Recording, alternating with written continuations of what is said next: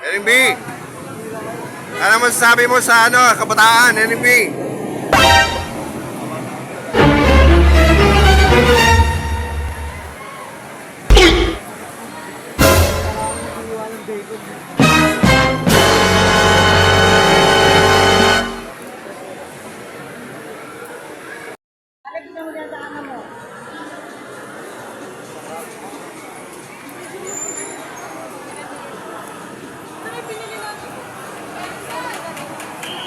Excuse me po.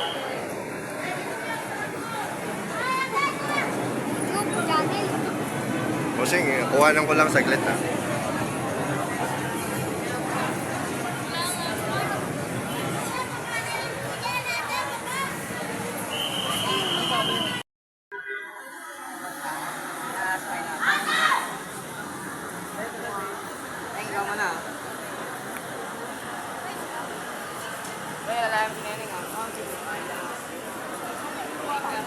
Paos may siya, paos.